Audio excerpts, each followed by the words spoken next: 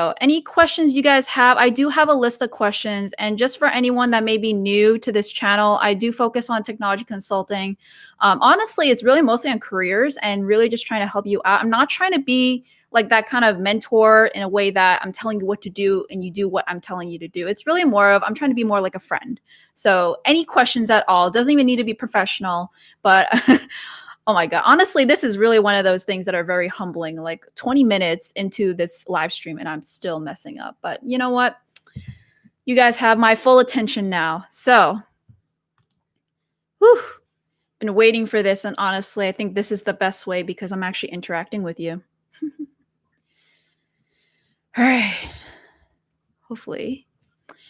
So Matthew says, what kind of certifications are most common for technology consultants to pursue? And honestly, when it comes to college students, there really aren't a lot of certifications that I've seen them going for.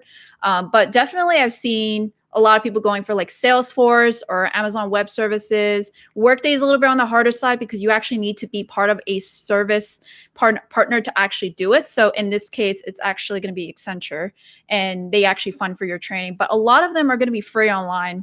Even getting like a certification on edX would be really good too, just to show that you have some kind of knowledge behind it.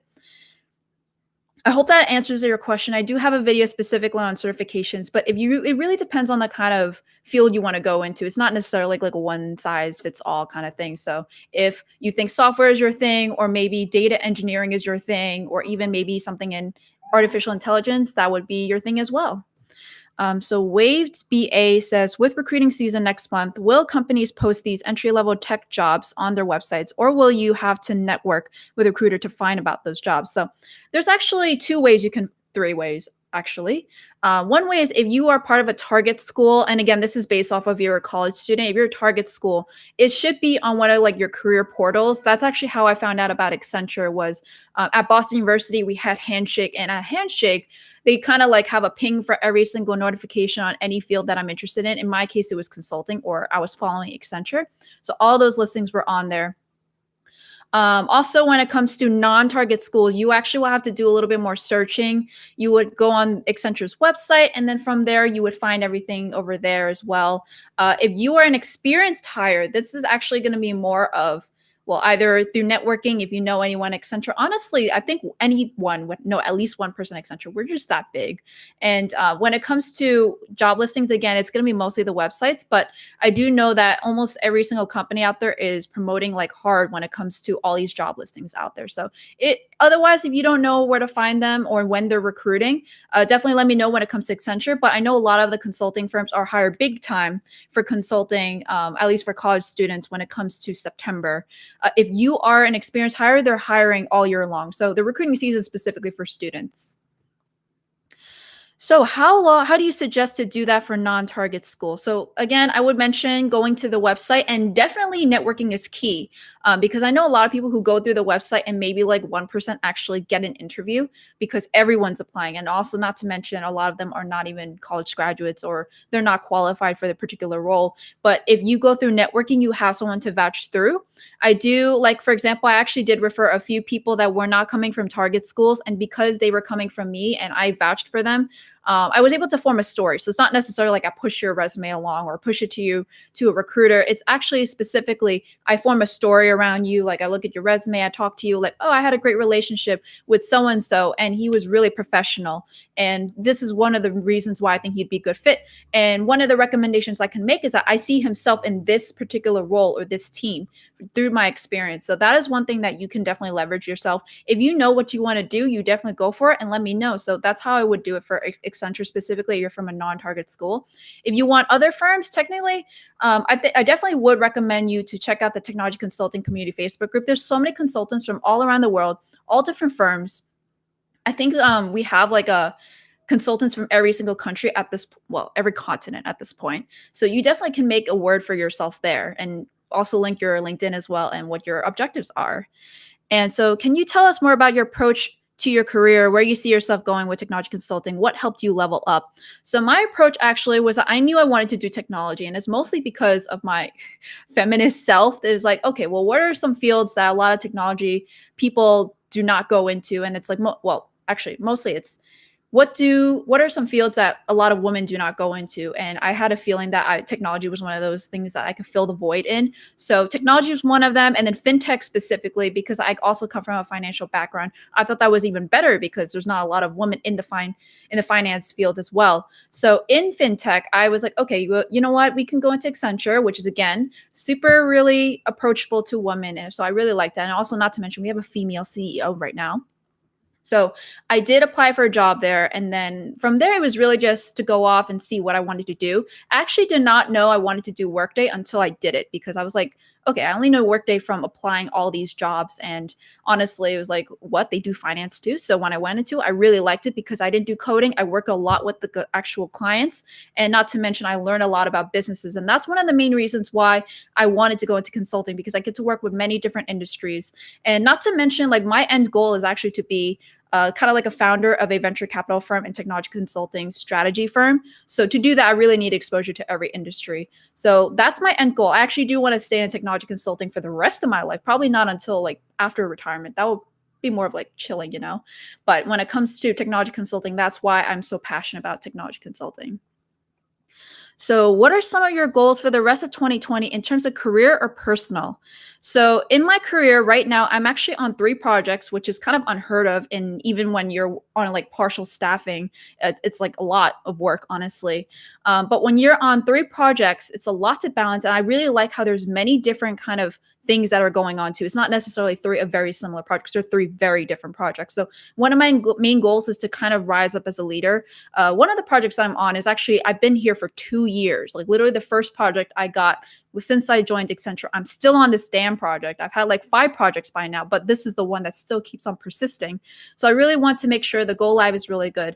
And honestly, my one of the goals, I think everyone's goal, is to get promoted. So it's going to be a lot more tough when it comes to nowadays because of COVID-19, that maybe like the budget's going to be cut a little bit more. So maybe fewer people are going to be promoted, but it's definitely not unheard of. People definitely do still get promoted in times like this. Like, for example, I do know someone that just got promoted, like literally yesterday at Deloitte. And I know that Deloitte was also laying off a lot of people, but they still have a budget for that. And personally, actually, it's really just to grow this YouTube channel and to grow the Facebook group for technology consulting community. It's definitely growing. The community is like now at like 340 people, and honestly wanted to make it to like 1,000 and more. And also like within that group, I don't know if you guys know about this, but I did really want to try to do more of like those video interviews and then live Q&A. Hopefully when we do the live Q&A, we're not going to have issues like this live stream, but when we do, should have no problem. Now that I know. Okay, so Addison says, why did you choose Accenture over other big or small firms? And actually, so there's multiple reasons why. One is that I guess it's more of when I went to a lot of these events at Boston University, like specifically information events, information sessions, and networking events. My questions were mostly on like what firm, like because most of my resume, if you guys have noticed, actually show more boutique firms or smaller companies. So to me, I was wondering, do I even want to go big? Because all of a sudden, I'm going to feel like I'm swallowed up in a big company. And honestly, I still did not know that going into Accenture that like it's not going to be like that. So I still thought it was going to be like those big companies, and in some cases it's going to be big where I have to actually, my God, I don't know if you guys hear that, but there's like sirens going on there. Thank you for New York. But when it comes to Accenture, I chose Accenture out of all the firms because the big 4, I did not want to be part of an accounting firm, at least starting out. I wanted to be part of a firm that labels themselves as a technology consulting firm or technology company. And what I really liked about Accenture too was that they're very focused on innovation. It's not necessarily just professional services. They also have a lot of innovation services on like creating products and services, not only just for the client, but just for the world as well. So that, and also the 2025 50-50% woman initiative, that also really spoke to me. And I didn't know that until the career fair. All right. All right. I think what the handoff mentioned, what were some of other fields you considered in college before deciding on technology consulting? Great question, because I changed my mind like 4 or 5 times. They were all still under business, honestly. But when I came into Boston University, I came in through international management. And then I realized that it's like I don't know. No offense to anyone who went into international business, but I thought it was all fluff because I knew that if I went to an international or global company, it's going to be the same thing. It's just I have a learning curve, and if I travel around the world, I'm getting that cultural awareness. And as long as I'm not really brunt about everything, I should be fine. And then after that, I wanted to go more in an operational role because my mom was actually working in supply chain management for a food and beverage industry at the time in her own like little warehouse. So I thought that was really cool. And especially logistics really, really stood out to me because I like logistics. Not in the form of supply chain management, but logistics in general. I just like operations. And then I also liked finance as well. So when I came to finance, I knew I liked numbers. However, the school actually did finance more in investment banking, like that kind of stuff, rather than more of, well, how do I actually manage a company's finances? And I did an internship in finance in like a at my internship in Kiss USA, which is basically a Korean cosmetics company based in the US. You guys have probably seen it in drugstores.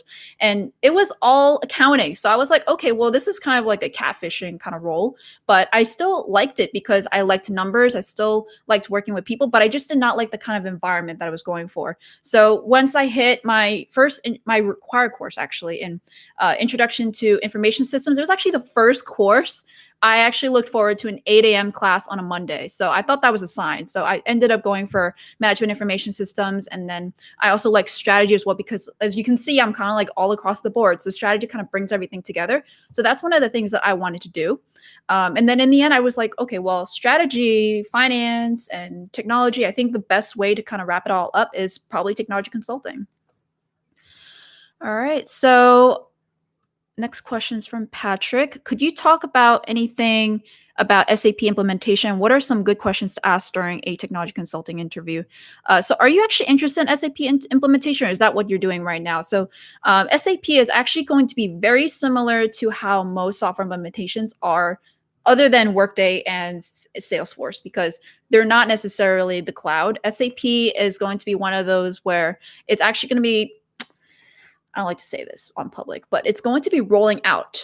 And then a lot of people are going to be going more towards the cloud. But SAP is one of those that like still so many big companies use it. And a lot of people, they just don't want to make an investment to kind of have a whole new project. So SAP is still going to be out there. It's going to, at this point, be less of implementations, probably more of here's some additional changes. Here's an upgrade. Here's an update. That's the thing about when it comes to kind of software like Oracle or SAP, is that you need to actually have a team to go in there and do an update. While if you were in cloud like Salesforce or Workday, an update just automatically changes everything and you don't even need a consulting firm in there. So that's one of the main reasons why cloud is a huge thing right now.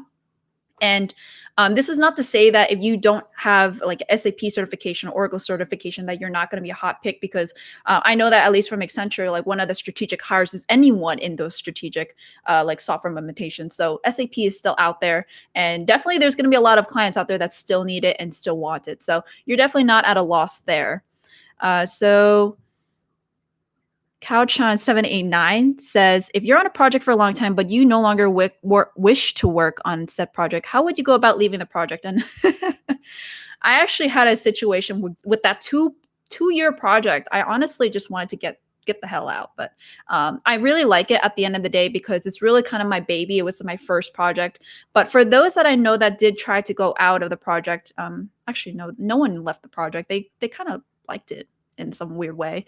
But what I recommend based off of the people that I know that have been on projects that rolled off is that really talk to your career counselor. And a lot of the big consulting firms are going to have a career counselor, people manager, something like that, to really talk about how it's not going towards your goals, that you're not exactly happy about it. And also, not to mention, you can change your career counselor. I do know some people that had like not so helpful career counselors that say, oh yeah, you just have to deal with it. It's like a strategic client, so you should stay on it. But honestly, like if you don't like your career counselor, if you don't think that they align with your goals, you can change your career counselor. Your career counselor is kind of like your cheerleader throughout the entire way. And also they're going to be one of those people that if you did want to make a transfer in some way to like within a different company, within a different business in the company, then that's like your way through. So if you wanted to roll off a project, if it's, for example, you're not feeling that much fulfillment out of it, if you're not happy anymore, your career counselor talking to your project manager, delivery lead, that's definitely your way to go. But your career counselor is really going to help be your cheerleader behind you, because even if you say you want to roll off and then they say, oh, by the way, I don't want to be on this project anymore, and it's just you're going to have a harder time than if you had a career counselor to back you up. So hopefully that answers your question. All right. So Waved BA also says, how was Workday Finance certification exam? Was it difficult? So yes, it was. Actually, the whole thing about it was really mostly on first you have to go into training for 2 weeks. It's actually it's 2 weeks. So you're going to a class, and right now it's gonna be virtually. But for me, I flew out to Chicago where their Workday office was. It was facilitated by Workday, not by Accenture or anyone else. And then Workday basically had us in like a classroom seating where we would be learning about it on a PowerPoint, or they're going to do a demo. And then they also give us like a handbook. Right now, it's going to be like an ebook. And from there, it was just mostly a lot of homework. And like for most work days, it's going to be 8 days, 8-hour days. But for me, it was like 12-hour days. And thankfully, that time I was actually allowed to pay overtime. So I was actually getting overtime paid during that entire time. So throughout that entire time, I was actually doing homework, working with other firms. It's not necessarily just for Accenture. It's actually a lot of other firms. So I've worked with I've seen other boutique firms and also Deloitte and EY and PwC, all those kind of groups. And we do also have a weekend project, which is on the weekend. So if you finish your project early, you can actually go out and explore the rest of Chicago. But luckily, we were able to on Saturday to finish it up. And then Sunday, we were able to hang out. And then the next week was still the same thing. And then we had a final exam. The final exam was actually at this time, I don't know if it's going to change in the future. It was a multiple choice based off of everything that you had. It was open book as well. And then there was an actual configuration exam where they give you a prompt. It's I think it was like 2 pages. And then you have to follow everything they're doing. They're not telling you what to do. They're telling you what was the end result that they wanted to do. So they actually go into grade in to see if you're doing it right. They're not going to, if you made one mistake and then it has like a waterfall effect, they're not going to make that one wrong. They're going to make that one little thing wrong and then grade everything according to that one mistake. So it definitely was hard because I know for me, if I failed, I would just move to a different part of Accenture. If people that were hired into the Workday practice failed, they most likely got booted out. And I do know a few people, not in Workday financials, they got booted out just because they failed their exam. And if you go below a threshold, you definitely cannot retake it. If you're above a threshold, you definitely can, but then you're still not going to look that good against your other colleagues that oh, they're doing the practical. Oh yeah, by the way, there's a practical as well. If you pass a certification, you don't pass a practical, which is a week at home and you need to do the practical. If you don't pass that, then you're also not going to be certified. So it's definitely a lot harder than you think. It's one of the main reasons why it's also very expensive is because if you retake it, it's not even going to be that fulfilling anymore. So hopefully that answered your question. And that's not to say that Workday is not hard. It just means that it is a lot of work and you really want to learn it. And the sad thing is that that's only maybe 1% of the entire program because it's always going to be growing. And then you have a lot of different clients asking for different demands. And that's not what they teach you in the class. They just teach you how to use the software. They don't teach you how to cater it to the actual client. All right.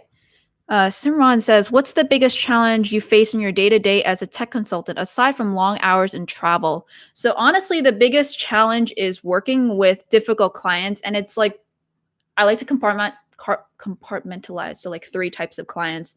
One is the one that is very against, I guess in my case, Workday or against change. Those are one of those people that are the hardest to work with because they're oh, but in the past we've done this, or current day we do this. But then the whole reason why you have us is to do what you want in the future, not in the current day. Those are the hardest people to work with because they just don't want to listen to you. And the moment you mention anything about change, they just shut their ears. But honestly, the easiest way to work with them is just be patient with them.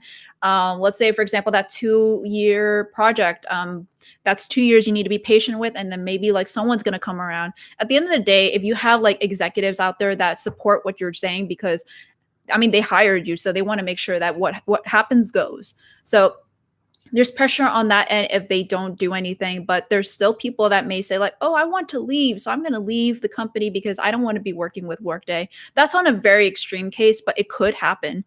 That's one of the hardest people to work with. And at the end of the day, I think I've actually convinced every single person that was against Workday or against change in general. And that's actually one of the main jobs of a consultant is make sure the client is happy and make sure the expectations are satisfied. And at the end of the day, there's going to be a lot of workarounds. You really can't answer or fix every single problem. Really just doing this is probably the best way to go. And at least it shows that you're trying to do your job. At the end of the day, Like I've been saying this word a lot, but at when you're a client, when you're a customer of Workday or any software out there, you're still supposed to be proposing it to the software. The consultant is just trying to do their job, but the software is the one that's what's limiting. So you would have to work with the actual software to make sure that works. The second group of people I don't like, it's hard to difficult to work with, is people that don't know how to use technology. And this is mostly with industries that take a long time to grow and also a long time to adapt to technology. So it's very similar, but not in a very like I hate technology kind of way. It's really more of like I want to learn how to use it, but like how. So I've had to teach a client how to minimize a screen. I had to teach a client how to press mute in video calls and audio calls. I had to teach a client how to use a mouse, which is like absurd. We've had situations where we would be on live, we would go live, and then we would be on site to make sure that they're all good. And then they make a mistake, and I have to spend 3 hours trying to fix something that just because they made a little technical mistake. With those people, you have to be very, very calm and patient again. But at least there's hope for them because they want to help and they want to do things. So the best way is documentation, and you're going to hear that a lot in consulting. Is documentation is key to really make sure that even if, like, let's say for example they retire or they don't or they left to go to another company, the next person is probably never going to see Workday or the software or any kind of technology you've been working on the past 2-3 years. And then that group is going to be like, well, now I don't have anyone to teach me. Documentation's key, and you have to make sure to use graphics. You always need to make sure to kind of work with different types of learners. So that is one. The third type of people that I really don't like to work with are just people that literally don't understand you. And this is going to be the part of consulting that we always need to work with. You'll need to figure out really more of like, what is their real way of communication? Sometimes they just can't do it through email. You have to go through a call. I've had even some colleagues that just like, the moment I'm sending a message, she sees me like doing the dot, dot, dot. And he's like, hey, can you go on a call instead? So those are the kind of people that you need to really make the time for. And it's not even one of those that like, hey, throw me an invite on the calendar. It's actually like, here, like call me on that spot. So hopefully that's a like long answers just to say that some people are just very difficult to work with, and you really need to kind of work your ass off sometimes for it. So okay. Shubangi says, I learned that consulting industry is being affected a lot due to COVID. Is that true? If yes, what other industries can we target? Honestly, when it comes to consulting, it depends on what kind of firm you're going for. If you're going for like a smaller boutique firm, they're definitely going to be affected because they may not have the organization built or the funds at least to kind of stay afloat, especially when like maybe if they have 5 clients and then 3 of those clients decide like they don't have the budget for it anymore, that is going to seriously make an impact on their staffing, and then they may actually lay off a lot of people. If you have a bigger company, like for example Accenture or the big 3 or the big 4, they're going to have a lot more people and a lot more projects to kind of staff on. There's always going to be sales going on. Even if you think that there's no sales going on, there's always going to be sales. Like let's say for example COVID-19, everyone's going virtual. Now all of a sudden you have clients that are saying like, hey, how do we go virtual? We need people now. And then they would staff people for those particular projects. It may not be the ideal projects that you're looking for because it's just like what demand is going on right now, but that's how it would work. And especially if you're going for a hot demand skill like Workday, you're going to have a lot of people that are going to want your attention. Like for example, I have 3 projects. Like this is unheard of. This 3 projects during this time means that there's a lot of sales going on, that they need people. So consulting is, I definitely would not shy away from consulting, but if you are really like your security is key because you're hearing about all these layoffs and going on, definitely consider technology, especially when it comes to more like going virtual, like companies that have already gone virtual. I know a few already have done that. A few also like healthcare. If you're still in technology and you still want to go somewhere into tech, there's always going to be technology roles, IT roles, and healthcare to kind of help support all the demand that is going on right now. All right. Oh my God, that's a lot of questions. Hopefully I answer all of them. Catherine asks, how has interaction with clients changed, especially with implementation processes? It actually has changed a lot, especially because we are okay with working from home, at least for the mass majority of us. I have at least.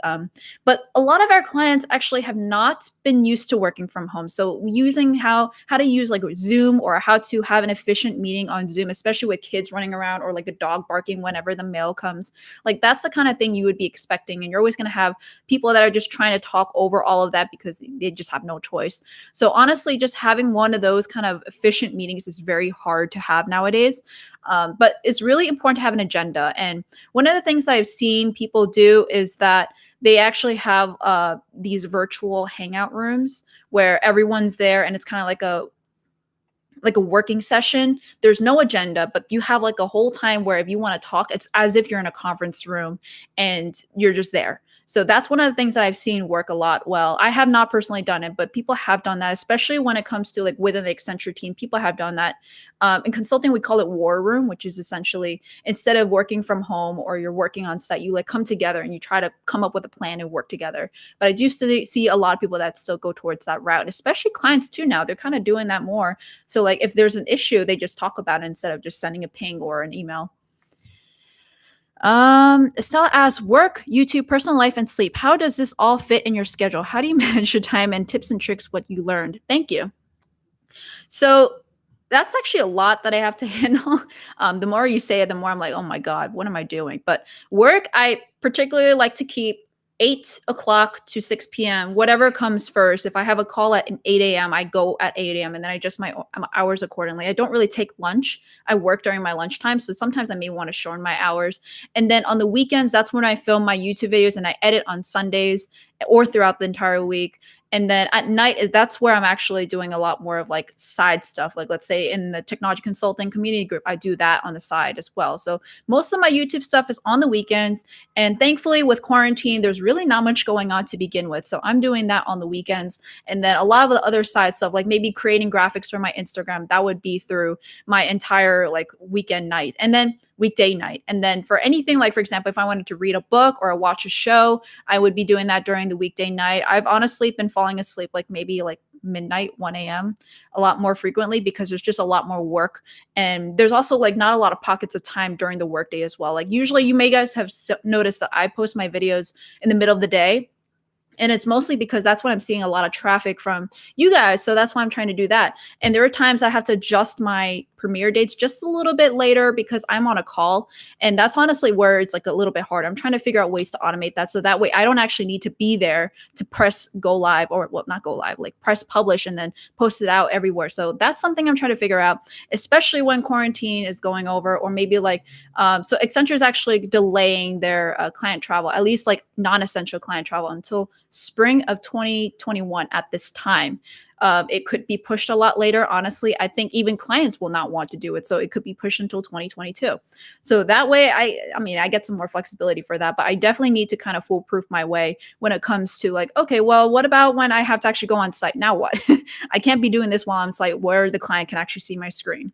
So that's something I need to figure out. But when it comes to like things like working out, I do that in the mornings before I even start anything. Again, it's based off of my earliest call. If it's 8 a.m., I try to do it 7 a.m. So hopefully that answers your question. And then I also, my boyfriend and I, we split up prepping food. So the most we do is just like maybe 1 hour of eating or prepping food. So that's how we do it for cooking. Whew, a lot of questions here. Kashav asks, hey, Christine, if one joins in as a management consultant, how easy it is to transition to strategy consulting with an Accenture. So if you come in as a management consultant, go into strategy consultant, it's actually going to be a lot easier. Especially because it's very similar work. It's not going to be like technology going to management or strategy. It's like kind of depends on the role for technology strategy going into strategy or technology going into management consulting. You can do that.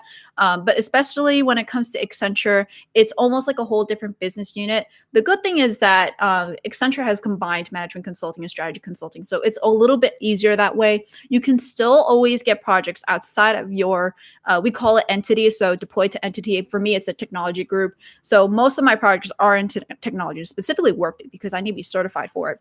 But if I want to go to do management consulting roles, I can do that if I wanted to. The second question is more of like, well, if you're qualified, then you can do it. If you're not qualified, or like maybe the managing director for that particular project likes someone else because they've worked with them, but they haven't worked with you, then they're most likely going to go with the other person. So you really need to network your way through. Networking is really key when it comes to consulting. It's not one of those that like you talk to HR, hey, I want to be transferred. You can't really do that. It's really mostly networking with people within the field and then going from there and trying to get your foot in the door. And I know some people that have transferred successfully and some people that haven't.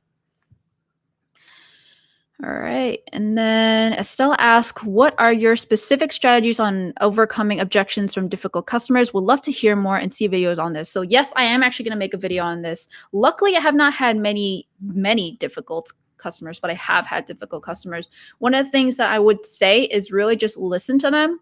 I know so many people, not even just Accenture, but they just have a face. Like they don't have a good poker face. You really need to be careful about your face. And luckily, I used to work at Staples in a very rich neighborhood.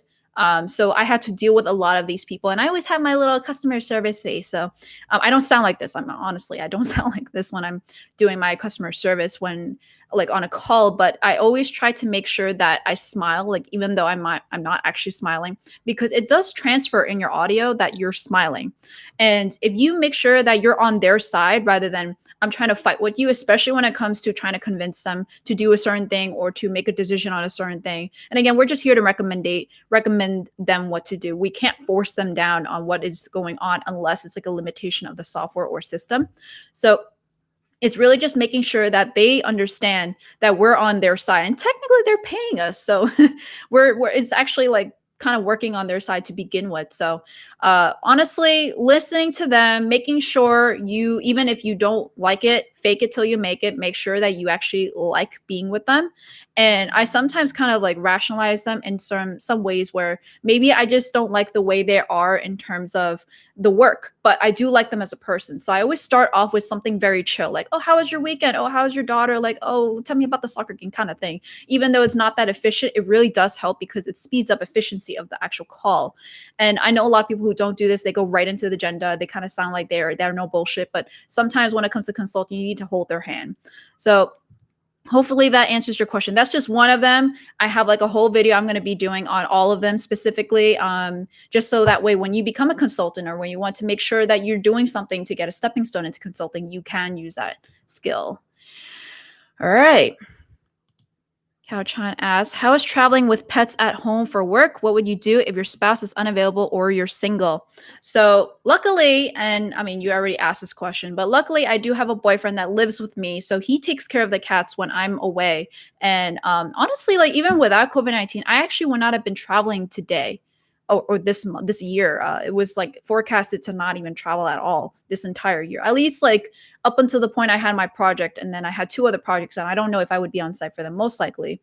But this year, I did not have to travel, even if before COVID-19. But in the case that I did travel, and then like let's say my boyfriend needs to go travel for work because he's also a consultant at Accenture, so he does sometimes may have to go travel for work. Luckily, he's in a role that does not travel or at all, at least. So I'm lucky there. But if that was the case, I actually I'm gonna do a video on this, but I've automated automated everything in the apartment cat wise. I bought a Kickstarter litter box that has not come yet. It's actually iCuddle. Maybe you guys will know when it comes out, but there's going to be that. And then I also have like a 3 water fountains. So I would fill it up all the way to the top with cold water at this time in the summer. And then they would just drink from it. It's only good for like 4 or 5 days. Otherwise it will run out of water. I have 2 dry feeders. So this one is really specific to dry food, but I won't be serving wet food when I'm away. Like that's just going to be like rotting there with a lot of flies in there. But this is the way I would do it. I also have 2 cameras installed, one up over there with the like view of the kitchen, the office, the living room, the cat room. Yes, I have a cat room. And then I also have one in the bedroom that we only plug in. We only plug in when no one's here. So that is just to make sure everyone's fine. And we do have like go-to people that like if we see something is up, then we would try to call them and say make sure that they're fine. And luckily for me, like the most I've actually traveled when it comes to work is Saturday through Saturday. And that's only when I'm doing like an international trip. And typically it would be like Monday through Thursday. And if it's Monday through Thursday, typically it's not even the whole week for me specifically. It could be 2 days and that will be fine. All right. Any tips on case interviews for students looking to get into tech consulting? What are some pitfalls people fall into case interviews? I think a lot of people, they take case interviews like the way that you need to answer a question, which is exactly what you're supposed to do, but they forget about all the other subliminal messages that they're sending out. So let's say, for example, you're twiddling your thumbs or like you're playing with your hair, or maybe you're not even writing notes and you're like kind of doodling. Not to say doodling is bad. Sometimes it's encouraged by, depending on who you're talking to. But honestly, it really depends on the person as well. So a lot of times if you ask a recruiter who is going to be interviewing you, they're going to tell you, especially when it comes to case interview. It's more planned. It's not necessarily going to be like a behavioral interview where like who maybe first come first serves will come in. If you do your research, and that's what I actually did. I researched, I looked up my recruiters. I had, no, I looked at my interviewers. I had two interviewers. I made sure I knew their background because of like, for example, my case interview was going to be something about Salesforce and they were a Salesforce consultant. I wanted to make sure I knew my shit. If I did not know it, then I would not do so well, especially if I'm saying false information. So that is very key to really cater your entire interview. So if I had the same exact case and a different interviewer, it would be completely different. So just keep that in mind because a lot of people forget that it's actually a consulting case interview, not a case interview only. It's a consulting case interview. So the whole thing, the moment you walk through the door, shake their hand, that's the moment they're starting to grade you. If you like, maybe you look down and like you forgot that the door was right there, that's already going to be like, oh, wrong step right there. So you really need to be careful about how you're portraying yourself. All right.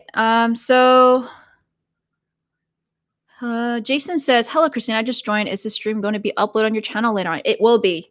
I will try to upload that. And there's another fake one out there. I know, like, that's the original one. I'm trying to fix everything up. And honestly, it just had to come to the second one, but it's fine. Should be fine. All right. Couch on also says, moving on from Accenture, what other companies are you interested in working with in the future? Will it still be in the tech consulting field? So I actually do want to go more into like, I want to stay in Accenture, more into strategy if possible, but I still like what I'm doing right now. So it really depends on like what opportunity comes out. And that's actually really key when it comes to consulting is being very, you have to adapt to your surroundings, adapt to the tech trends out there. Because if I hear that Workday is doing really, really well, I should stay in Workday for now, at least. And then if I hear that maybe there's another technology out there that is blowing up and I really like to be in that, I could go into that. Maybe that whole like venture capital tech strategy consulting firm that I want to do will go out the door. Maybe I want to start my own software. So it really depends on what's out there. This is something that like I really had to learn because I'm an INTJ, if you guys know what the Myers-Briggs type indicator is. And I'm actually 100% T, 100% J. T means like thinking, so it's more logic. J means planning. So for me, like consulting was already like a huge, hard kind of test for me because a lot of things can go wrong and a lot of things you have to adapt. But same thing for your career as well. You really need to adapt based off of technology out there. Like maybe Workday gets out of business, then what? What am I going to do then? So I need to foolproof my plan. And that's why I'm always going to be looking for other things. So specifically, maybe something with Google. I really like working in the cloud sphere. So maybe working like Google Cloud Platform, something like that. And again, Accenture does have fields in Google Cloud Platform, so I can move into there. So it's going to be an easy, seamless move. All right. So Jason also asked, what is the outlook on Salesforce jobs at Accenture? Is there a reason why you picked Workday over other technologies such as Salesforce? So I actually did first start out with experience in Salesforce, mostly because when I started my internship at basically the business school of Boston University, they had like an information technology services department, and I interned there. So it was very specific to learn, like this was like a little boot camp. So I had to learn HTML, CSS, kind of make a mock website. That was like our little initiation for the internship. And then after that, they were saying you should definitely learn Salesforce. I was doing Salesforce Trailhead, and I probably went halfway through. But again, I was like a full-time student. Plus I had jobs. Plus I had internships and extracurriculars. I definitely wasn't able to finish it. And you still need to take a certification exam at the end. So I liked Salesforce. It was a possibility. Actually, when I came into Workday, when I came to Accenture, I thought they were going to put me in Salesforce. But instead, a week before I started my job, I did not even know. I was actually put into technology development program. They put me into Workday. So I had no choice doing Workday. I actually wanted to go into like artificial intelligence or data analytics or something like that with data.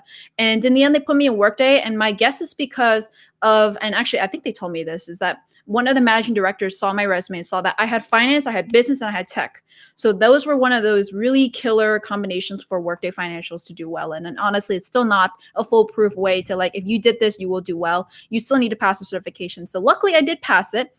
And I actually start to fall in love with the software. It's still brand new in terms of like all the other technology out there, but I really liked how dynamic it is. And I also really liked working with clients because when it comes to Workday, they're very new to Workday. Like everyone has heard about name brand, SAP, Oracle, and all those kind of things, but they haven't really heard of Workday. I'm pretty sure like maybe half of you guys don't even know what Workday was before you even met me. So that was one of the things I really wanted to do.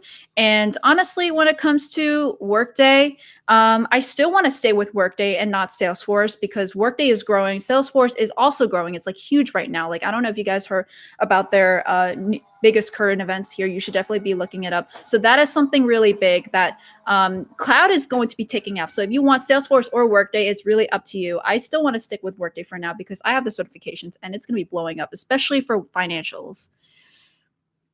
All right. Whew. Oh, by the way, you could see the foster cat over there if you can see her.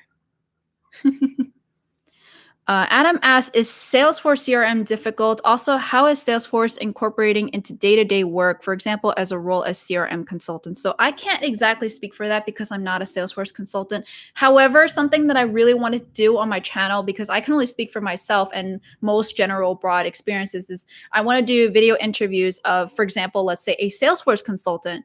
I can't speak for them. I can probably like copy paste things and say it, but I'd rather do a video interview. So I'm going to be doing a video interview with a lot of these people. So Salesforce is one of those things that I will be reaching out to, maybe a Salesforce consultant at a firm, not even Accenture. So you do get a little bit more of a broader perspective. And then how exactly are their processes, maybe even different from my process.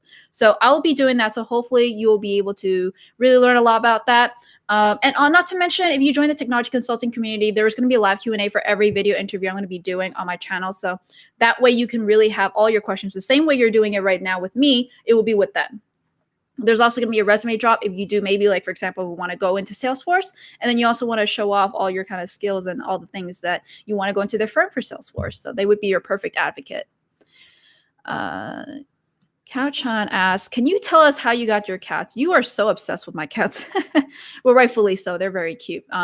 Actually, I got my first cat was in end of June. It was actually going to be more on a Russian blue. So I did not know if I wanted to adopt or if I wanted to go to a breeder. And at this time, I was like, well, you know what? I'm going to go to a shelter. But actually, when my career counselor said to me, like, here's some reasons why you should be going to a breeder. And one of them was like, if you wanted a specific breed, like a hypoallergenic breed. So if you looked into a Russian blues and Siberians, they're both hypoallergenic. And the reason why I did that is because they're not fully hypoallergenic. They're kind of perceived in a way to be like that because they have less of that protein in their saliva or they shed a lot less. Clearly for Sora, my Siberian, you do not, he still sheds a lot.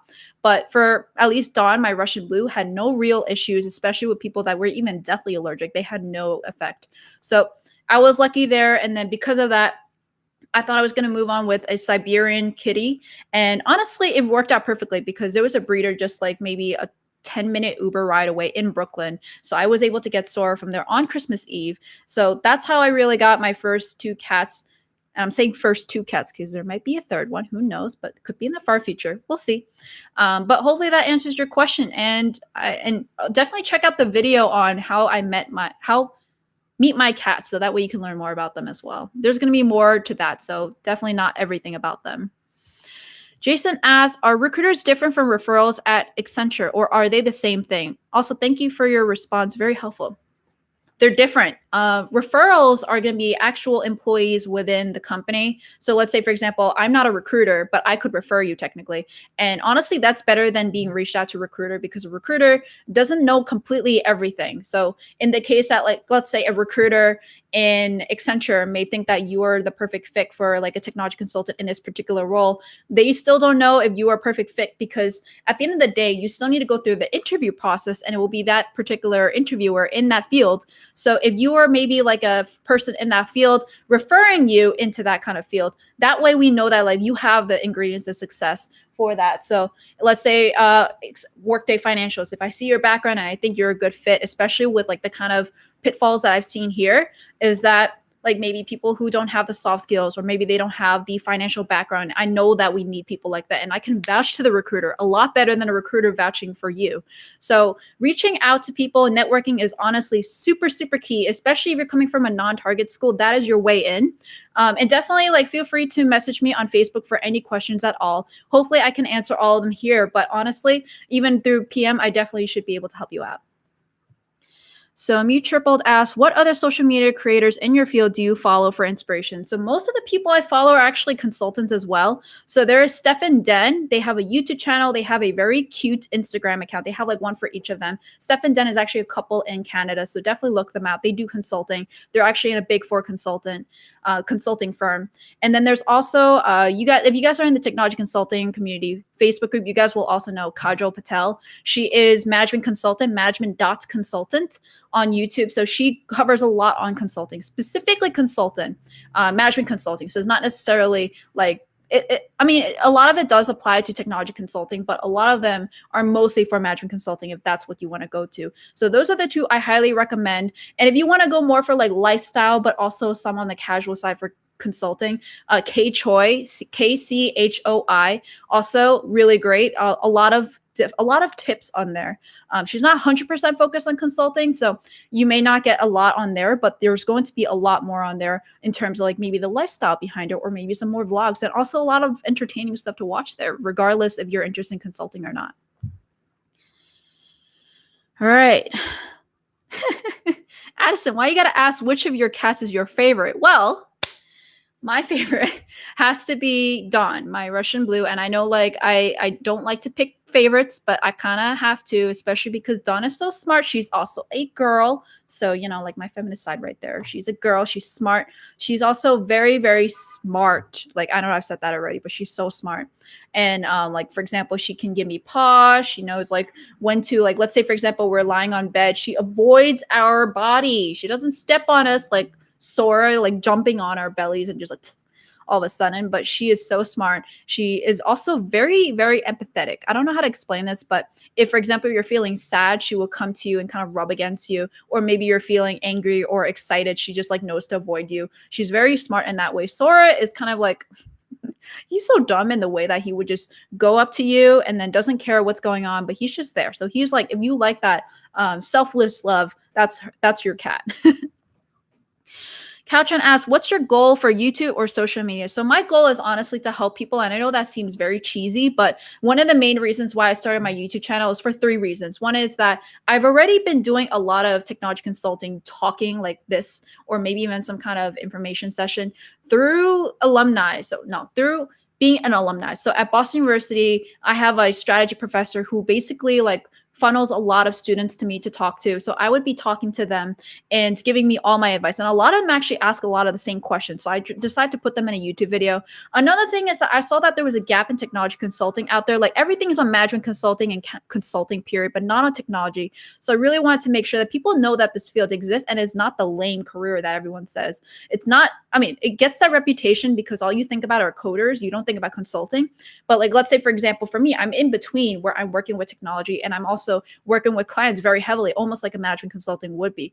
And it's so fulfilling, especially because you get a tangible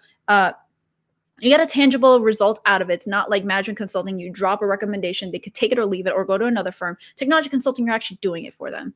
And you learn a lot of skills, especially because even in technology consulting, you're still working with software. A lot of what I'm doing is also process optimization. Like if you're in like a very slow paced or traditional industry, you're going to have a lot of people out there that still need that consultant out there to help them provide what are best practices. And also with the social media, I definitely want to make sure to grow technology consulting community. Make sure to join that again. The Facebook group is supposed to be very collaborative, mostly to build more people in technology consulting because there's just not a lot of people out there. And I wanted to also do more live Q&A and also more resume drops. So a lot of things out there that even if you're not interested in technology consulting, it could be very helpful for you.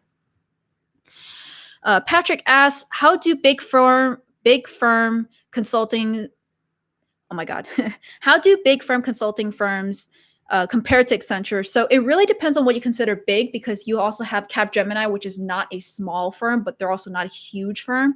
But if you want to compare it to like MBB, the big three, or the big four, they definitely have a lot more in terms of services that they prepare. I don't know if you guys know, but Accenture used to be Anderson Tax.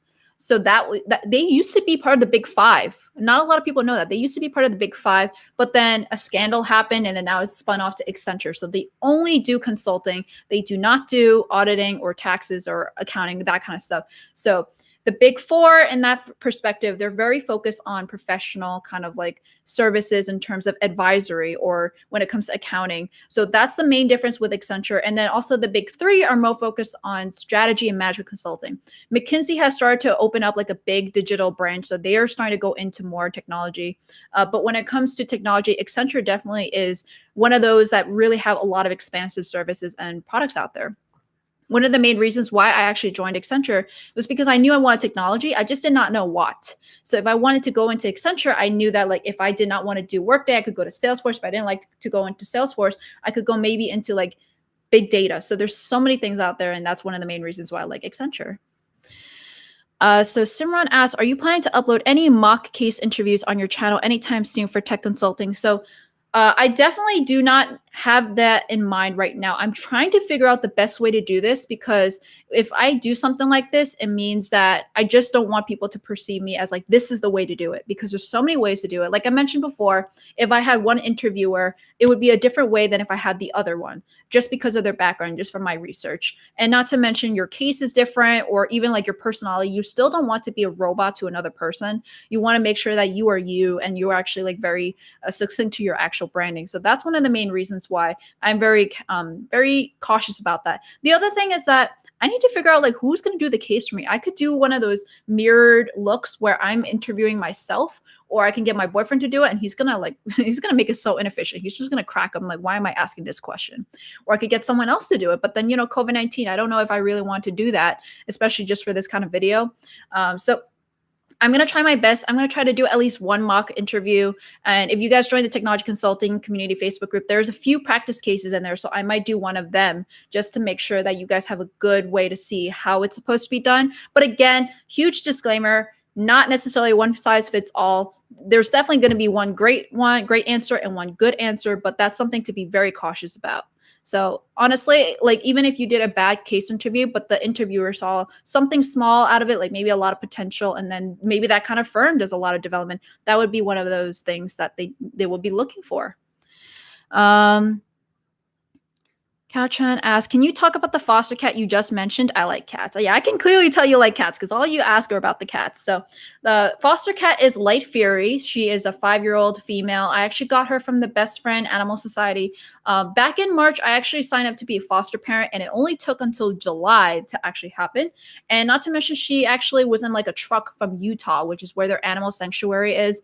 And then they brought her over to New York. So when I picked her up, the first thing she did was like she got out of her crate, which is really uncommon. Like a lot of cats just kind of stay hiding into their crate, but she was super affectionate, already rubbing up to me. So I'm wondering, like, was she a feral, whatever? They did not tell me her backstory, but they did tell me that she was 5-year-old and she also had like a bad appetite, but she has such a good appetite. So I don't understand. So most likely it's like the animal shelter, probably just like a lot of cats around you, a lot of like different smells is going to be intimidating her. But for her, the moment she came here, she made herself home.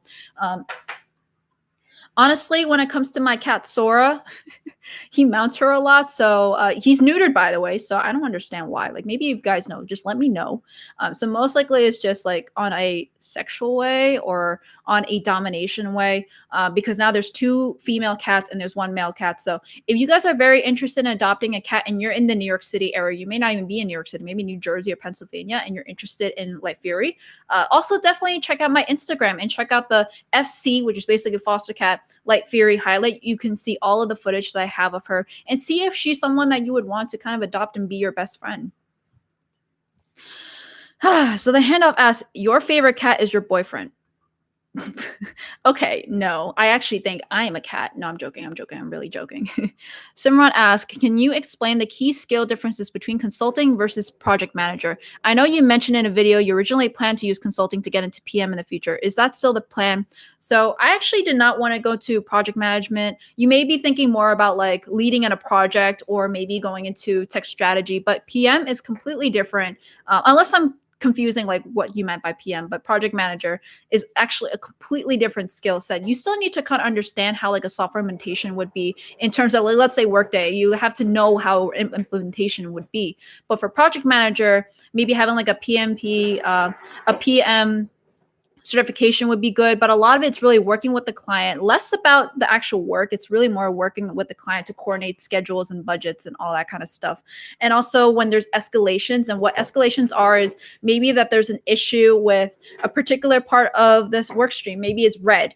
And in consulting speak, red means that it's like in danger of falling behind or like maybe even not even going live.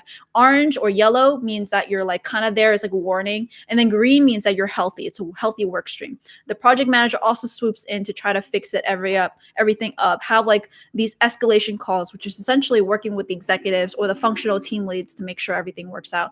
Again, they're not necessarily the most experienced in terms of the actual field of like, let's say Workday, but it's really just trying to be a good facilitator and making sure that everyone's happy.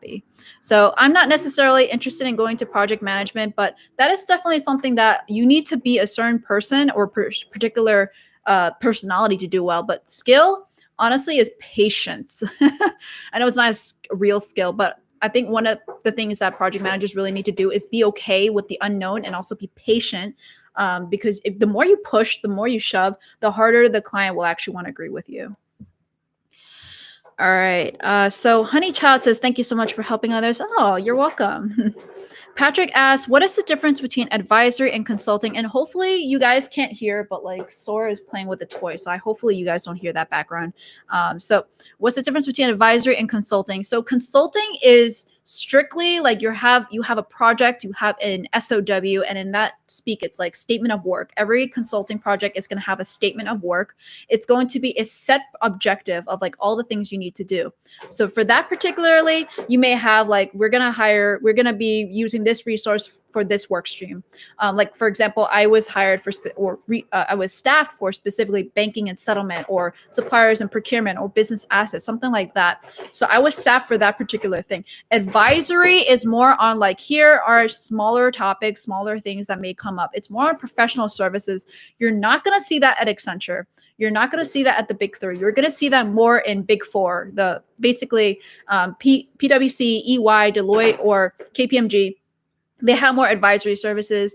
That's really not necessarily going to be the most truly technology consulting. It's really just going to be more of like any issues that arise, like you would go into. So that's actually when someone asked the question about like why Accenture and why not the other big firms, it's mostly because if I were to go to an accounting firm, there's still potential that I will be going in as advisory, not exactly consulting. So those were one of the things I had to really consider, because even if I did go into consulting, which by the way is a lot more competitive than advisory when it comes to the big four, it's very possible that I may be switching into advisory based off of the demands of the company. So hopefully that answered your question. I know a lot of people typically don't like advisory. They always try to go into consulting and they think it's a stepping stone, but it really depends on the kind of firm that you're going for.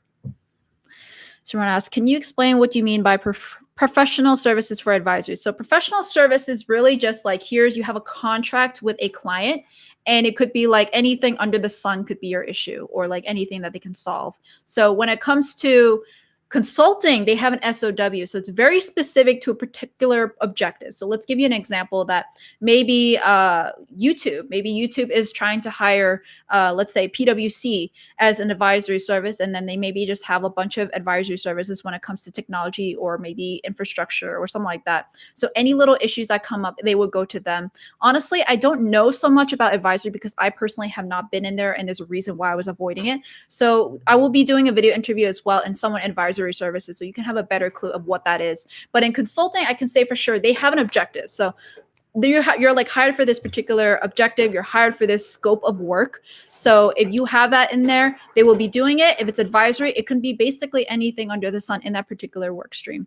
And also it's dependent more on like maybe it's supporting on an accounting or auditing. And I've definitely seen tech advisory consultants or analysts that really support maybe like an audit or technology, or maybe we're like on an accounting system. All right. So any other questions? I'm still gonna be keep going, even though it's always been like it's already been in 1 hour. Wow. Any other questions? I do have some questions that I have lined up just in case people are still trying to trickle in and find questions. So one question I did have, and a lot of people actually ask me this question is, what do most technology consultants leave consulting for? And I have a video on exit opportunities, but I did not mention specifically what do most people go into. They do mostly go into industry. And what I mean by that is that they actually leave consulting completely and they go into industry. So let's say, for example, Workday Financials, industry just means that you're working with a client that would be using Workday Financials, or maybe you're going into like the same industry that you've been aligned to. A lot of companies out there, they have industry verticals. So maybe like health and public services, or maybe communications, media and technology industry. If you're aligned to that particular industry, you could easily go into those industries, just like leaving consulting, going to more of a corporate role.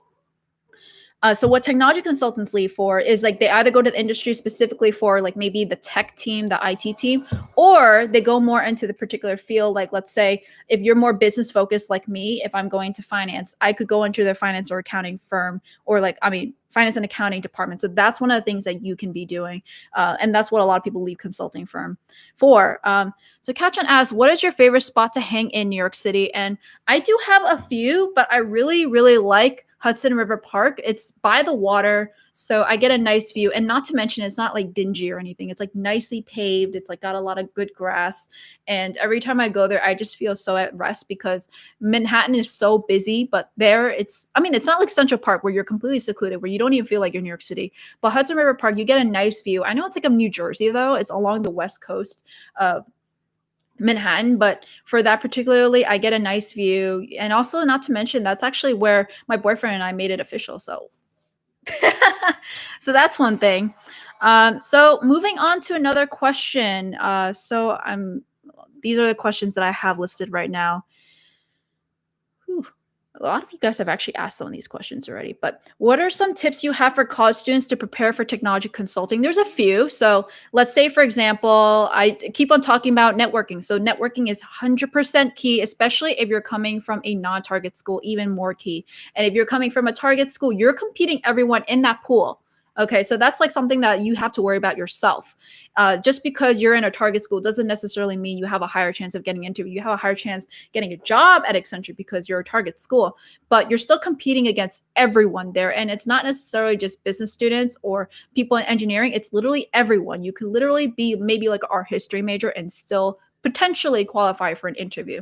So that's one of the things that you need to worry about is if you network, you can stand out of like maybe the 1,000 people that apply for Accenture. I think for me, there was about 800 people that applied, and it wasn't necessarily like engineering or computer science or business. It was all across the board. And there were like 80 positions, or no, like not 80 positions, 80 interview slots. And I counted it based off of like all the little interview slots on Handshake. There were only like I think 80 or so for the first round. And then I think the second round, which is basically the final round for the case interview and the final behavioral, there was a lot more narrowed down, like maybe 30, maybe 40. I don't remember. But I know that I think around 20 people actually got offers. So if you think about that, 20 people out of 800 people got offers. And then there's still people that are hiring on the side. Like, let's say, for example, I do know people that I was recruited through the college campus recruiting program, but then there were still people that got like hired in spring because there was like an opening in a particular office. That's usually when it's a little bit easier to get in if you're going for a less popular office. But also if you're going through the campus recruiting process as well, you technically could be also going through like competition there too. Like, let's say when I was going for the New York office, it's a lot more competitive. Even though I was going through the Boston process because that's where Boston University was, I was going for the New York office, and what the New York office was, it's a lot more competitive. I'm also competing against all the New York City schools, like let's say NYU, Baruch, or Cornell, all the Columbia, all those kind of schools. So you definitely need to do networking, and networking also really helps in the interview too, to really learn about like the company or about like the culture. And a lot of people are going to ask you like, why Accenture or why Deloitte, why KPMG? And you need to give a good answer that is not necessarily going to be copy paste for every single company. So one of mine was like, let's say for the Women 2025 initiative, that is definitely different. And like a lot of firms don't have that. And it resonated with me because I'm a woman. Caltran asks, what is internship experience that you think you landed a job at Accenture, specifically in tech consulting? So I think I have two internship experiences that, I think I have one that appealed to them in terms of the resume, but I have one that actually really, I spoke a lot during my interview. So the first one is my marketing data analytics consulting internship at an Analytic Partners. That's actually where I'm working a boutique data analytics consulting firm in Manhattan. And I was able to do exactly what an analyst would be doing. But the only difference is that I didn't travel. And that's actually where I realized that there's still roles out there where you don't need to travel at all, and how it would be in a boutique firm. They do not have the staffing model that Accenture has. They have more of like, here's a team, and then within the team, they work on a particular client or project. It's not necessarily like, here, we're going to pick one person from that team because they have the skill or the other. And I really thought that this one stood out to me, or stood out to them, because it's consulting. It's data analytics. It's doing a lot of work that analysts would be doing. I did work with decks, so like slide decks.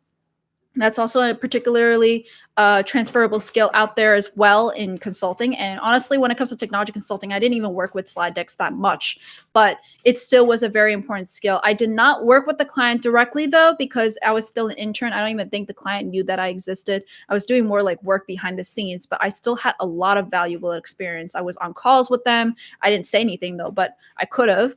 So that was one thing. And the other role that I had was product management internship, specifically in e-commerce for Her Campus Media. So if you are in college, you probably have heard about them at one point, but they're more of like a female-driven publication online, and specifically when it comes to college students. So I actually was interning in their headquarters. So in this case, it was Boston, and I was doing e-commerce. So it was really more because they're a startup. I was able to do everything from start to end. They wanted to revamp their store. Their store was very, very bare bones at that point. So I had to talk to them, work with them. It was almost like I was a consultant, an internal consultant at one point. So doing this was really mostly like, okay, let's say I work with them. I need to really learn, like, what is their target audience? Well, I know the target audience is college students, but now I have to really worry about like what kind of products would actually appeal to them, because now it's more of like a store. This is more, it was mostly like management consulting kind of work where I'm actually talking to them. I had a focus group. I had interviews. I had surveys, and then we just basically mass distributed them. So a lot of information there is what a typical management consultant would be doing as well. And then not to mention, I also had to vet out distribution centers, supply chain management kind of companies as well that would help distribute and also mass produce a lot of the products. And then not to mention, I also need to select a platform. So I used Shopify. So I had to see like why Shopify out of everything else. And luckily Shopify worked out really well. So by the time I ended my internship, it was back out and it was live. And a lot of people really liked it. And honestly, I really like it because I was able to be in a very female driven company. Like literally, I think there was only one male employee in the entire company. And there was like, at least in the office, there was like 30 women. So it was really cool to really work with them and try to really work in a really female driven environment, but still be very efficient and also really be data driven. So that's one of the things that I really liked about working there. And a lot of it transferred into what I'm doing right now, more than the data analytics internship, actually. So Simran asks, fave memory from Accenture. And honestly, there's like two favorite memories that I have in mind. One is that when I actually went to go travel abroad for them. So it was actually a client that was based in New Jersey, but because they had an audit they had an audit done in Europe because that's where their main headquarters was. They definitely wasn't able to stall the entire project for that reason. So I was able to go to Copenhagen, and we did a flex trip too. So in Accenture, and I think Deloitte also does this too, we do something called flex trips. It's like an optional thing. Flex trips is what you would be going into. Maybe you're going on site, and then you can use that weekend or maybe the weekend before or weekend after to do whatever you want to do. So in my case, I actually went to Amsterdam before I went to Copenhagen. So Accenture paid for my flight to Amsterdam, but my flight from Amsterdam to Copenhagen, I had to pay for, and the hotel as well. And I actually went with a colleague of mine who was also on the project. So it was actually really fun not to travel alone, and also bonded a lot with her too. On the way back, I actually, I missed my flight to go to Berlin, which was another flex trip that I was planning on doing. But instead I went to, oh my God, cats are going crazy. So on the way back, I actually was going to Iceland. So in Iceland, I was able to go there because my layover from Berlin to Iceland, I'm going to let the sirens go by. Hopefully you guys can't hear it, but what can I do? So when it comes to Iceland to Berlin, no, it was Berlin to Iceland, Iceland to New York. I missed my flight from Berlin. No, I missed my flight from Copenhagen to Berlin. So I could not do that. So in the end, I had to actually call the travel agency that really coordinates all of Accenture's travels. So we've been trying to schedule the flight from Copenhagen to Iceland. And because I had a long layover, there was actually no direct flights from at least Berlin to New York at the time. So I was able to coordinate it with Iceland. I was able to be in Iceland for like a solid 12 hours actually. I stayed at a hostel. I went to the Blue Lagoon. And again, this was all under company money because I had per diem, which is basically like you have a set amount of money per day based off of the cost of living there. Sometimes it's driven by the contract out there. So maybe if like, let's say that client, they wanted to only pay like maybe $10 a day, which could be possible, but you never know. So for that, I was able to use per diem to kind of help cover my hostel and cover my food. And that entire trip, I honestly found really, really cool because it was a work trip. I typically would have to pay all that kind of flights from US to Europe, and that would be a lot more expensive. But I was able to learn a lot, but also see the world in a different way because it was all free. So that's one of my favorite memories from Accenture. And the other one is the holiday parties that we had because I've actually organized one of them. But it was really cool because everyone they were party animals, like Accenture loves to work hard, play hard. And for me, I actually enjoy not drinking alcohol. So I was able to organize everything on my own way and people enjoyed it. So that's actually like a lot of validation that I liked. All right. If no other questions, I'll still go back to my other questions. So one of the questions I actually had, I've already answered, was what makes a person a good consultant? And one of them I mentioned before was being a good listener. All right, I see another question. This is super random, but I found out you're the PCC director for my region. Yep, so I'm actually, I originally went to Boston University. I actually was one of the co-founders of the chapter, the Zeta chapter at that time, with 10 other individuals. And I was like, everyone was older than me. I was like an incoming freshman. They were sophomores or juniors. And I was the only freshman that was interested in doing this. So we started it up and then actually took off. And I think when I graduated, at least, there was at least 120 members at the time, either inactive or graduated or active. But it was an amazing opportunity. I actually became Eastern Regional Director as well. So that's on the national level where I actually made visitations to make sure that like they were all in compliant with everything and make sure that I was like basically the consultant for every single chapter. So that was 13 chapters, I think, at the time. 13 chapters that I had to go visit to make sure that they were like everything was good. So if they had issues with recruiting, I would help them out. So it's very consulting like, and plus my travel was basically covered, but it was a lot of it during my weekend. So I lost a lot of free time there. And now I actually stepped up to be the VP of Alumni Affairs. So I'm going to be working more of like how to re-engage alumni and also like what are some cool perks that we can organize.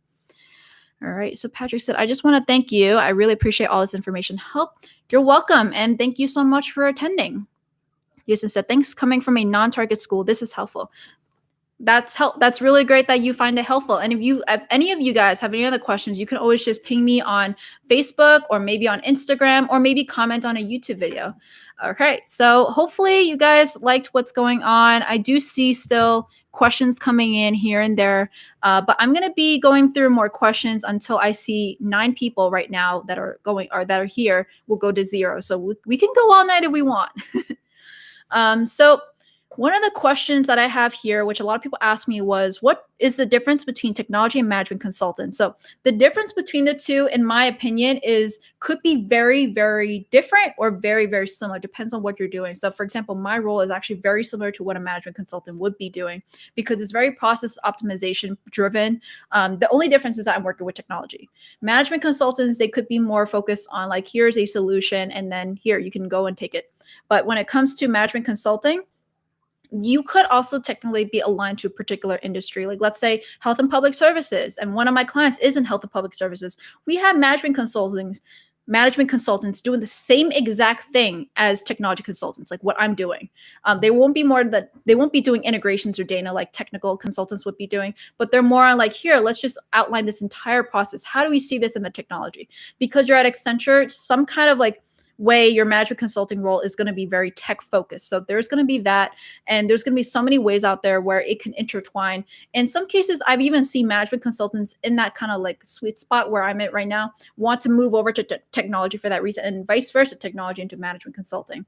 So there's like extreme ways where management consulting is completely business based. And then you also have technology consultants that are specifically focused on technical work. Like my boyfriend who's working on integrations, he's not even doing much like working with the client. He's mostly working with vendors or data centers or actual consultants at Accenture, but he doesn't really work with the client directly. All right. So another question that I have here is, a lot of them actually went over here. So I don't know if you guys know about this, but if you guys have followed me on Instagram, which is, by the way, CWONG0102, it's also in the description of this video or going live, is so I see you have been condo hunting on your Instagram. How has that been? And unfortunately, I have bad news today. So I'm actually going to have like a video series on real estate to so talk about like this entire progress, because we actually wanted to, my boyfriend and I wanted to buy a condo for about a year and a half, maybe to 2 years. And it only came up now because, well, number one, I just paid off my student loans in February. So I did not have to worry about my debt to equity ratio there. Number two, or debt to income, expense to income. It depends on what you look at it. Number two, well, with COVID-19, the rates are extremely low right now. So this is also the time to pounce. The other thing about it was that we also found a place right now, and it was really, really good. It actually was our dream home. It had everything that we wanted. And unfortunately, in New York City, it's going to be expensive. So, like, when you do watch those videos, you're going to see, like, what? You paid that much for this? So, with this, we found, like, we really liked it. But because there was another buyer bidding us at the same exact time, they were actually going head to head to us. Like, I don't even think there was a point where they went over us. But it was mostly because they had more money in their bank accounts, and we had mostly money that we either had, or maybe like, let's say for example, a gift letter that my mom had, because well, technically it's also our first home, so my mom was willing to help out a little bit. But because we had a gift and it wasn't actual money in the bank account, we lost the offer. So that was actually what we heard about literally 4 hours ago. We lost the condo, but we do have another condo that was our second choice in Park Slope. Hopefully we get that again. Like, the video will be coming out with like actual definite information, so I'm not going to publish that until we know that we have a contract signing going on. So that one's actually going to be a renovation project, and we're going to hopefully get an offer for that and then work for that. So someone asked, what makes a good consultant? Not sure if you did end up answering your own question. So the original question that I asked, no, let me take a step back. Someone asked me this question earlier, and I think it's really just being a good listener, because a lot of times I see a lot of people, they have like poker faces, which is honestly the best way, because you want to make sure you give like good customer service. And also listening is entirely key, because if you listen to them, you'll hear the very small little intricacies about their business processes. And honestly, it will really help you out a lot better, because this way, if you have like one little thing you were going to recommend, but you remember that one little thing that they were talking about their business process, you're like, oh, well, all of a sudden that's not going to work, because in the client's perspective, they're going to be like, well, we told you this 5 weeks ago or like 5 months ago. Why didn't you know about this? Like, we told you about this, like we documented it, or even. And then they want to make sure that you actually digested everything that they said. So any future recommendations, the moment you say something that may not be congruent to what they're looking for, they're going to have like a little red flag going on, because like, did you actually listen? Were you paying attention? Were you multitasking? Something like that. But when it comes to going live with them, like on a video call or on like a Zoom call, it's honestly so hard to make sure you can do everything. And because like you're still doing a demo, you're working on your own thing, you also have to listen. There's so many things that a consultant needs to do. They have to multitask. And one of the great things about if you listen to them is that you will now be that client whisperer consultant. And I do know like a client whisperer at our firm that everyone's like, oh my God, like you need to talk to that person. She is like very problematic in our project. And like the moment he walked in there, he was able to kind of soothe the client down. And honestly, listening is really key because if you try to say, oh, I understand exactly what you're trying to do, I understand what your feelings are, all of a sudden you're just like, oh, you're on my side. If you're on my side, then they're going to be more willing to work with you. If the moment you say, oh, we recommend this, and it's like kind of against what they're doing, and again, you need to really read them properly too, because if you are doing it in a way that is just like, oh, I completely disregarded everything you said, or maybe that is really more of like not their speed, like maybe they wanted numbers and you gave them a lot of charts. So it really depends. It's honestly one of the things about working with clients is that they're very nitpicky, and listening is definitely the way to go because that's where you can basically solve maybe 90% of your issues when it comes to consulting. Hopefully that answers your question. I'm going to do a video on what makes a good consultant. And again, it's going to be completely subjective and it depends on the type of consulting too, because I think what makes a good technology consultant could be different from what makes a good management consultant.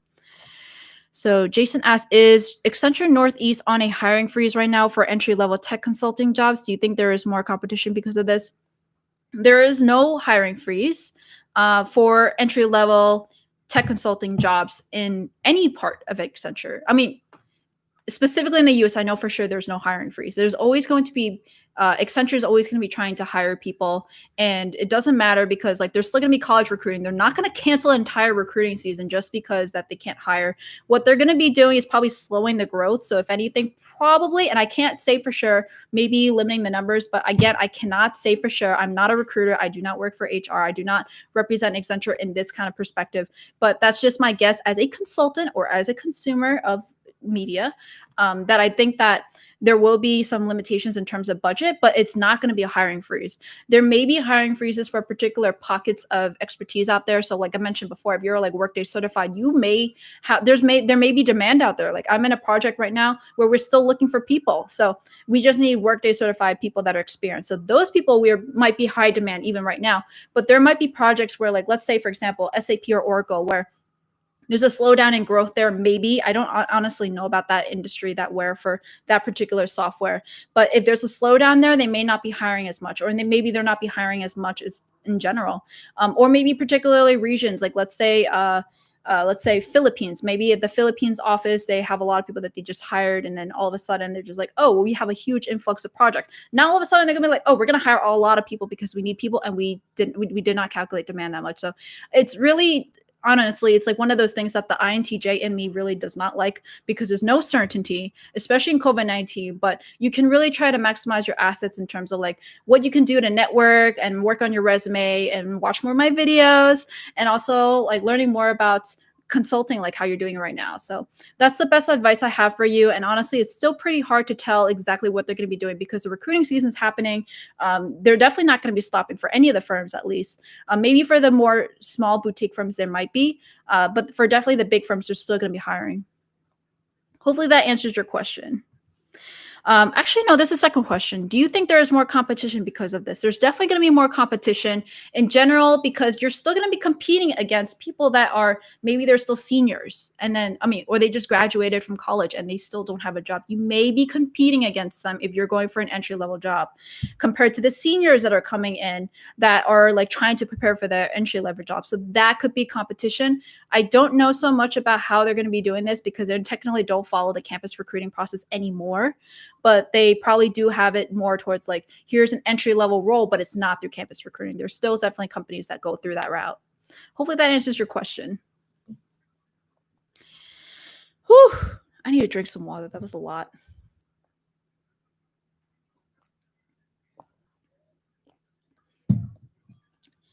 All right, so some of the questions I have here for myself. Any tips for adulting right out of college? And I know like right now it's like August, so if you are a senior that you just graduated, that's like only been 3 months. Well, take advantage of the student loans fee freeze, but also don't wait until the end, because the more you pay off, the more principal you're going to pay off and less interest you're going to pay. So that's one of the main reasons why I did not wait to pay off all my student loans.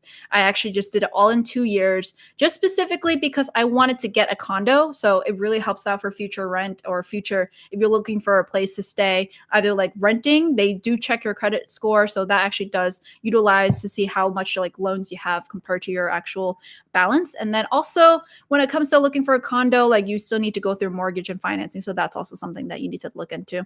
Definitely get a credit card and be very wise. Look up everything. I actually would recommend watching like Ask Sebi or Graham Stephan about credit cards, because you're going to learn a lot more about how to use them properly and also maximize your points, which if you're in consulting, you're going to get a lot of points from traveling. Not now, but in the future you will, when everything lifts up, but we'll see.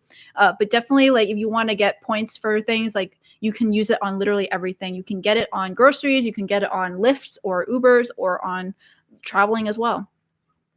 So Simran asks, what have you been doing during quarantine aside from work and YouTube? So there is the technology consulting Facebook group, and I know that like technically that it comes in tandem with the YouTube channel, but it's also, for example, I'm working on resources for that. So building up these live Q&As, building up these case interview programs. I know it's technically not the YouTube channel, but it's in conjunction, so I have to work on that. Also, I'm trying to relearn Chinese. I'm Chinese, and I'm actually 100% Chinese. I'm from the US, but I was not born in China or Hong Kong or Taiwan. It was actually, I was born here. My mom spoke Chinese. She was actually a Chinese immigrant. And then my dad was actually born here. So I had like a mix of English, Chinglish, Chinese. And like, if you guys are curious, like where in China, it's like specifically Toisan or Taishan. So Cantonese. So I was in the house, I was speaking like Cantonese, Toisanwa, which is basically Toisan like dialect. And then there's also Cantonese, Mandarin, English all at once. And I really want to relearn Chinese. I'm Cantonese, but I was trying to learn Mandarin because it's definitely a lot more common in at least the USA. And also, like, not to mention my boyfriend's parents only speak Chinese. So I'm trying to learn my way through. So I'm doing a lot of Duolingo to really try to learn Chinese. And honestly, it's still not the best. I still need to practice it. But that's one thing I've been doing outside of quarantine. And also just trying to wind down, because honestly, YouTube, the Facebook group, work, and taking care of the cats like is a lot of work, especially during quarantine, which is now I'm like, wait, if I'm not in quarantine, how am I going to handle this? So I'm still trying to figure that out. Whew.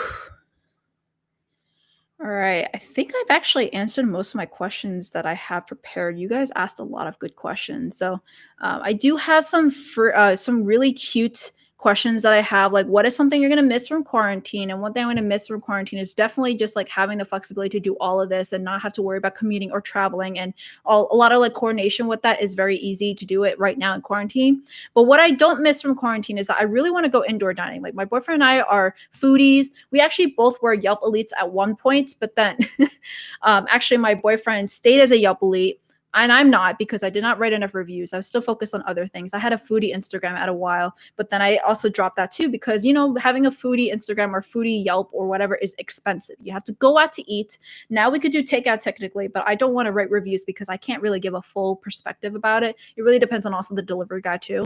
So that's something I really miss, is indoor dining, especially experiences, because if you're going to be going with friends, you rather go to a restaurant and talk to them. And I know like typically you can get the same thing here, like maybe going at home and then eat together with friends. Like you can technically do that too, but you're not going to get the full experience for something like dim sum or hot pot or like sushi omakase or anything like that. Those are the kind of things that you need to do there. So that's something I really miss. All right. So I think that's actually all the questions that I have. Like I have a decent number, like maybe 20 questions, and then you guys have asked literally 15 of them. So if you guys have any questions at all, let me know. I'm going to stay here for like maybe another minute if maybe any questions trickle in. So hopefully you guys found this very helpful. It's been 1 hour, 30 minutes actually, in like 40 seconds or so of this live stream. And you guys probably learned a lot. Hopefully you guys learned a lot. And honestly, sorry again for the technical difficulties from the very beginning. I really hope that this did not prevent other people from not joining, but this video will still be public. So if you do want to maybe circle back for more information that like I previously discussed, but did not necessarily mention in a video or something like that, this will be available in public. And again, this is just like specifically for people that are going live, because if you are watching this as a replay, that just means that you're going to be seeing it and it's already live. So it's not necessarily going to be the same. So I'm going to be doing this a little bit more often. I think once I have the technical difficulties all settled down, I should be good. If you join the Technology Consulting Facebook group, you can definitely get more of these live Q&A. We're going to be doing more of like a Zoom. So there would be 2 people. So the person I will be interviewing. So let's say, for example, the SAP consultant, or maybe someone in like a Big Four, or maybe someone in advisory, or maybe someone doing like McKinsey Digital. There's so many things out there. Definitely in my horizon, I have someone coming in from Accenture Federal Services, which is basically Accenture's. It's a completely different company, by the way. Accenture Federal Services is actually like more of a government-based. I think it's actually very US based. It's only in US, I think. Accenture Federal Services is really on a technology consulting firm. Like they have other management consulting stuff too for that industry. And like you do need some clearance to get into there. I think it's a really interesting perspective, because that's something that I also pretty curious. So that will be a video interview. I'll also be talking to a management consultant, Kajal Patel, actually, from management.consultant, if you look her up on YouTube. And she's actually based in UK. So that would be a very interesting perspective from Deloitte. So Jason asked, what does the recruiting season timeline look for entry-level hires? For example, I graduate December 2020. Does that mean I have to wait till May 2021 as a start date? You do not have to wait. There's actually a few people. There's like 2 people I know that they graduated early just because there was more positions in January than it was in May or like onwards. And it really depends on demand at the time. I'm not entirely sure what the whole COVID-19 situation, like what this will do, but I definitely know in the past, at least for Accenture, that, for example, that one person was going through the same exact college recruiting process as me in September and October. And then they actually got a rejection email or rejection call or something like that. But then they were like negotiating, like, what if I went in January for like maybe Los Angeles? It was like a different office from what they were looking for. They got the offer, they got the job, and then they were able to do it that way. So that you can do. They even ended their semester early. And then there's also people that I know that were even, like, let's say, for example, they were seniors that took another year or another semester. They were also able to get a job just because of that. And they are, even though like they're hiring for the school year or specifically like the fall, there you can technically start as early as January or maybe even December. But honestly, it just depends on when you're finishing school. But you can start anytime. Accenture, at least for Accenture, they do have like classes when it comes to orientation and onboarding. So maybe it will be like twice a week, twice a month, or maybe 3 times a month, depending on the demand. And they will just be slotting you into it depending on the kind of office you're going for. Like, let's say for New York, we would always have kind of like an onboarding session for all of the people in New York, management, technology, strategy, even all kinds of walks of life, like experience hires, college recruiting, all in one room, kind of do an orientation. Again, it's going to be talking about like your HR benefits, like the company culture, that kind of stuff. And then a lot of the entry levels are going to go for training, which is, at least at Accenture, will be St. Charles. Probably right now it's going to be virtually, but St. Charles is still like the training facility that Accenture has for everyone in the US.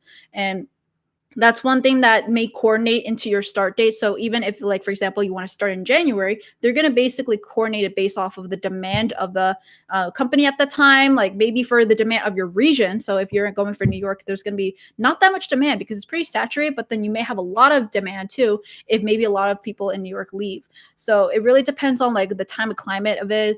But just to answer your question quickly, definitely you can get a job even if you graduate early, or maybe even if you graduate late. So if you're a senior and you're like 1 semester left, you can still graduate then and still get a job. So it really depends on like your graduation date. If they have usually graduation date from this onwards, that's why they're not saying like this before, it's onwards. So even if you were like maybe 2 years graduation late, you're still fine.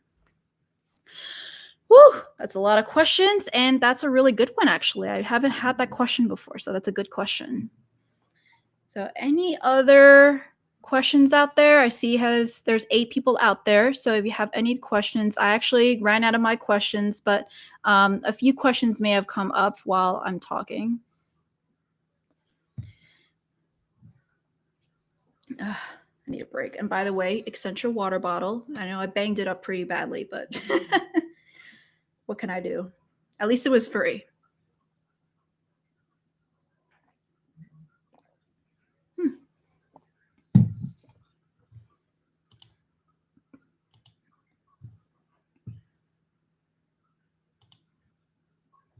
Maybe what would be good is that I showed my cats. Let me know if you guys are interested because I literally see the foster cat coming and then I see Sora running by. If you watching live here.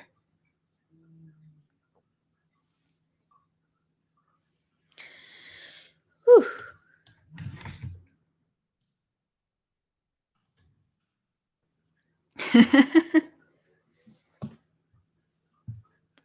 All right, I think you know what? I think this is a good cat break. I'm gonna bring a cat over. You know what? That was not meant to be. No, it's okay. It's okay. So here's the foster cat. Aww.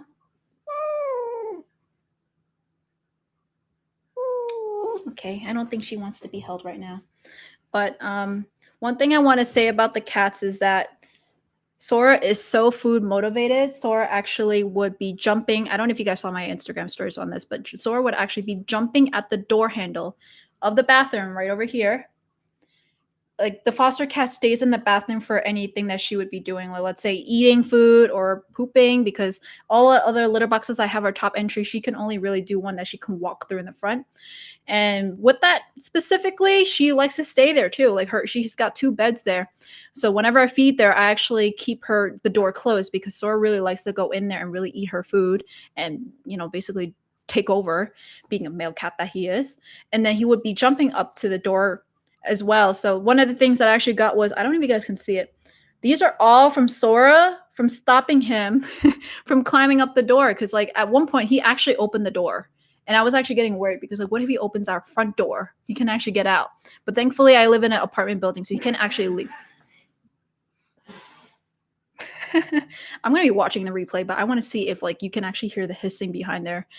They typically do well. It's really just because Sora just keeps mounting her and just like annoys her because she's very, very chill and he is not. All right. I think at 9 p.m. EST will be a good time to pull the plug, literally. So if any other questions come up, let me know. And again, just make sure to connect with me on LinkedIn, subscribe to my YouTube channel, and also message me whenever you want about anything. It doesn't even need to be about technology consulting. It doesn't even need to be about Accenture. It could be about like my cats. It could be my life, my YouTube, whatever. I'm trying to be more like your friend than it is like someone talking at you. I really hate lectures that talk at you. I don't know. I'm probably one of those annoying professors that everyone would hate because they call out on people and say, "Hey, how you doing? Like, Jason, how are you doing? Like, how are you liking this live stream? Give me another dab if you like this." All right. So while we wait here, I guess I'll talk more about the real estate journey because it's really been a whirlwind, especially this week. Because when it comes to real estate, that's actually something I really want to go into, real estate investments. But first, we're renting at an apartment in Williamsburg, Brooklyn. And honestly, Saran asked a question, super random, but favorite college class aside from information systems. There's actually one other class that I really liked, and it was actually a strategy class. I'm actually tied between 2 classes. One is strategy for corporate strategy. So it's like, actually, no, I'm going to rephrase that, corporate strategy. And this was one of my concentrations for my strategy concentration. This was very focused on what management consultants would actually be learning and what would they be doing. The only difference is that like you may not actually be doing all of this when it comes to consulting. This is just like in theory, if you had all the time in the world, this is what you would be doing and all the frameworks you would be following.